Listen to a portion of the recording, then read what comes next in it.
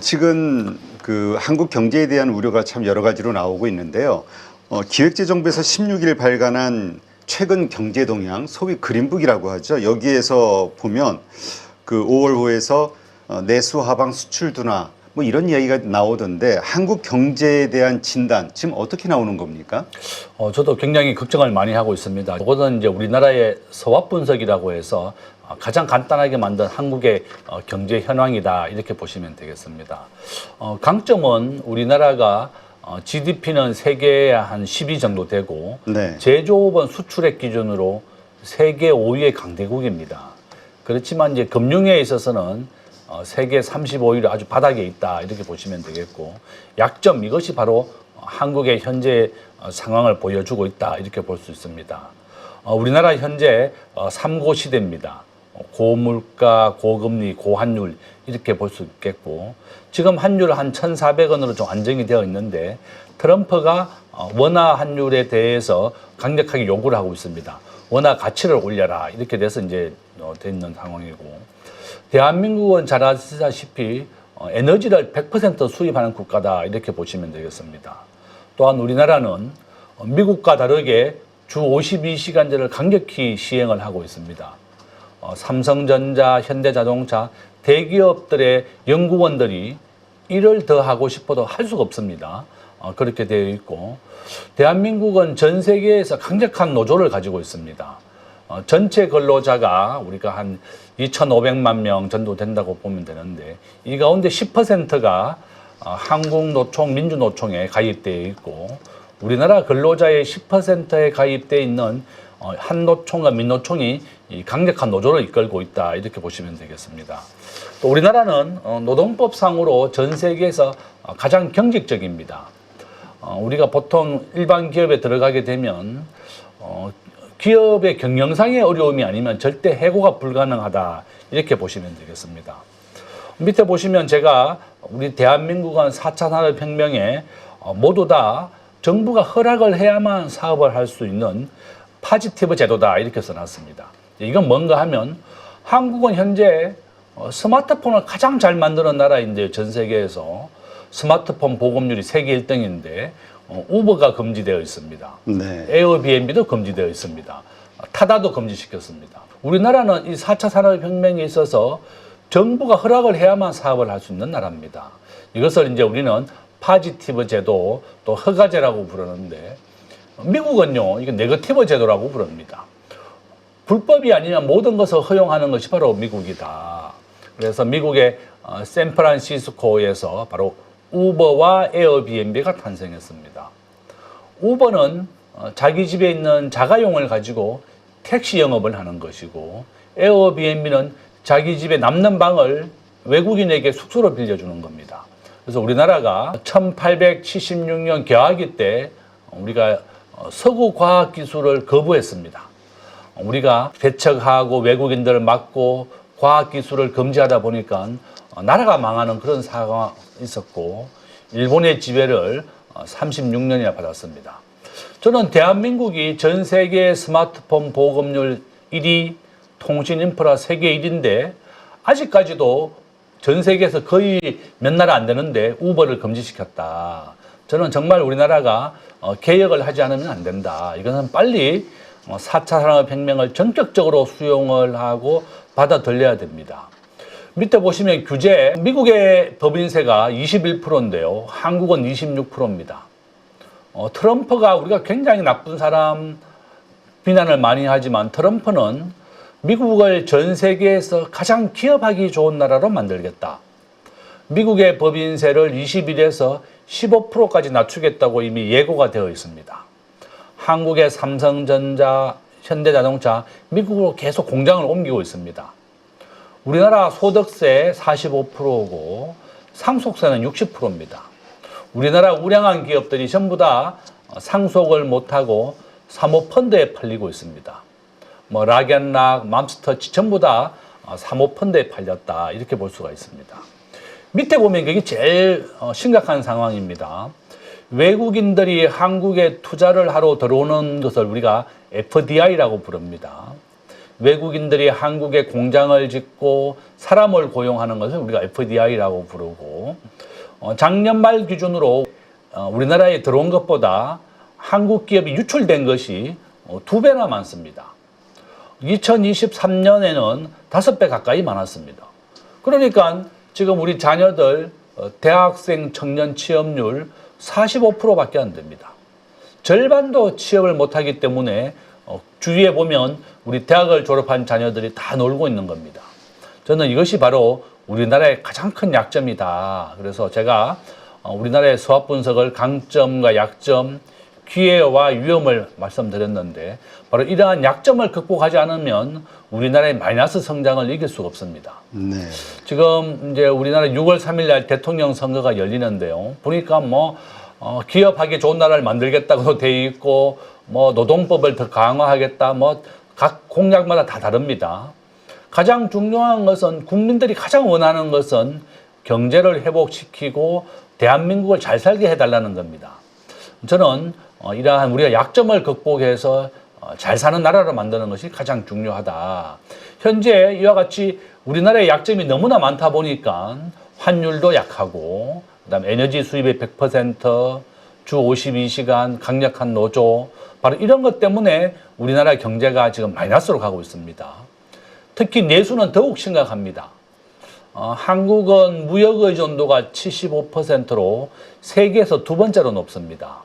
바로 이런 이유 때문에 트럼프의 고관세 전략에 우리 대한민국이 중국 다음으로 가장 크게 타격을 입고 있다. 바로 이런 이유 때문에 우리 1분기의 경제가 마이너스 0.2%까지 떨어졌다. 이렇게 볼 수 있습니다. 네. 지금 말씀하신 대로 한국 경제가 가지고 있는 취약점들, 네, 아마 이 열거해 주신 것들 동의 안 하시는 분이 없으리라 생각이 될 정도로 고질적인 또 너무나 드러나 있지만 손을 못 대는 문제들이 아닌가 싶은데, 근데 지금 그런 말이 있습니다. IMF 이후에 우리 한국 경제가 가장 위험한 상황이다. 이거 너무 좀 오버한 걸까요? 아니면 실제로 그런 상황이라고 봐야 되는 겁니까? 저는 그런 상황이라고 보고 있습니다. 미국에서 보시면 우리나라 대미 무역 흑자가 이렇게 굉장히 높은 나라다. 이렇게 보시면 되겠습니다. 저는 제일 중요한 것이 바로 이와 같은 겁니다. 지금 현재 우리나라 요겁니다. 우리나라의 GDP 규모로는 한 12에서 13위까지 왔다 갔다 합니다. 우리가 미국이 한 25조, 중국이 17조, 한국은 한 1.6조 달러 정도 됩니다. 그러니까 우리가 GDP로 보면 세계 10위의 강대국이다 이렇게 볼 수가 있고요. 미국, 중국, 일본, 독일 여기가 제조업의 강국입니다. 그러니까 우리나라가 수출액으로는 세계 5위 정도 된다 이렇게 보시면 되겠고, 네덜란드 같은 나라는 이제 무역만 해주기 때문에 우리보다는 더 수치상으로 높지만 여기는 빠져 있습니다. 자, GDP는 우리나라가 이렇게 세계 10위의 강대국이지만 저는 여기 보시면 우리나라 환율은 없습니다. 우리 원화가 국제금융에서 결제가 되는 비율은 없다 이렇게 보시면 되겠고 0.1% 정도밖에 안 됩니다. 우리가 학자들이 추정하기로는 아마 세계 한 35위, 한 40위 정도 될 것이다 이렇게 보고 있습니다. 바로 이런 이유 때문에 환율이 계속 오르고 있습니다. 저는 아마 이제 전 세계 GDP에서 우리 대한민국이 차지하는 비중은 1.9% 정도 됩니다. 왼쪽에 한번 보시면 미국이 전 세계의 한 25%를 차지하고 있고 중국이 한 17조 달러입니다. 미국이 중국을 왜 이렇게 견제하고 인공지능 반도체도 수출을 못하게 하느냐 하면 중국이 미국의 GDP를 70%까지 따라왔습니다. 그러니까 더 이상 중국이 미국을 따라오지 못하게 하기 위해서 인공지능 반도체를 주지 마라 이렇게 얘기하고 있는 겁니다. 오른쪽에 보시면 글로벌 주식의 시가총액 비중입니다. 미국이 전 세계 주식시장의 60%를 차지하고 있습니다. 바로 중국은 한 4%, 일본은 한 5% 정도 됩니다. 그러니까 글로벌 주식에서 가장 중요한 것은 바로 미국이다 이렇게 보실 수 있습니다. 제가 가장 눈여겨보는 것은 바로 이렇게 우리나라의 외환 보유고입니다. 지금 한국은행은 문제가 없고 걱정하지 마라 이렇게 얘기하고 있지만 한번 보십시오. 저는 우리가 97년도 IMF하고 똑같은 상황이 지금 재현되고 있다. 이런 것이 우려가 됩니다. 우리나라 GDP의 한 1.8조 달러 정도 됩니다. 그런데 외환보 요구는 GDP 대비에 23%밖에 안 됩니다. 사우디아라비아, 지금 전쟁을 하고 있는 러시아보다 외환보 요구가 더 작습니다. 우리가 대만을 한번 보시면요. 대만은 GDP가 한국의 절반도 안 됩니다. 겨우 7천억 달러인데 우리는 대만이 가지고 있는 외환보 요구는 국가 GDP의 75%를 가지고 있습니다. 그러니까 스위스, 홍콩, 대만 전부 다 100%가 없는 외환 보유액을 비축해서 국제금융위기에 대비하고 있다. 이렇게 보시면 되겠습니다. 우리가 1997년도 IMF를 위기를 맞았었는데요. 이 대만은 그때도 유일하게 금융위기를 겪지 않았습니다. 한국, 태국, 인도네시아 전부 다 국가가 파산을 했었고, 우리가 알고 있는 일본과 중국은 기축통화국입니다. 일본의 엔화, 중국의 위안화는 국제금융에서 결제를 할 수 있습니다. 바로 이것을 우리는 기축통화국이라고 부르는데요. 뭐 그런 나라를 우리나라를 비교할 수가 없다. 결론은 스위스와 홍콩, 대만은 100%가 넘는 외환보유고를 가지고 있고 언제든지 위기에 대비하고 있습니다. 우리나라만 이렇게 GDP 대비 또 23%까지 떨어졌는 상황이다. 그래서 저는 이러한 금융위기의 상황이 한국에는 언제든지 재발을 해도 전혀 이상하지 않다. 저는 그렇게 보고 있고요. 이것이 두 번째로 보고 있는 우리나라의 적정한 외환보유고에 대한 이론입니다. 지금 현재 IMF가 제안한 것은 한국에 6,800억 달러를 보유해라. 유동외채, 경상직업액 이런 걸로 계산을 합니다. 우리가 경상직업액이라고 하는 것은 우리가 집에서도 마찬가지입니다. 매달 우리가 아파트 관리비 내고 은행 이자를 내야 됩니다. 이것을 우리는 경상직업액이라고 부릅니다. 그러니까 우리나라가 반도체, 자동차, 석유화학을 수출해서 원유를 사옵니다. 이것이 바로 외국에 지급해야 되는 경상직업액이 우리나라가 매월 한 1,000억 달러 정도 됩니다.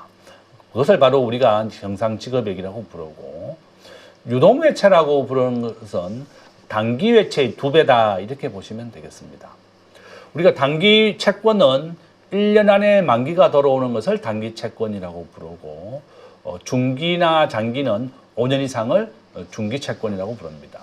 그러면 이제 중기나 장기는 언제 만기가 돌아오는지 알 수가 없기 때문에 단기 채권의 2배를 우리는 유동외채라고 부릅니다. 그래서 보시면 BIS가 우리 대한민국이 적정한 외환보유고를 비축해야 되는 것은 2004년도에 제안을 했습니다.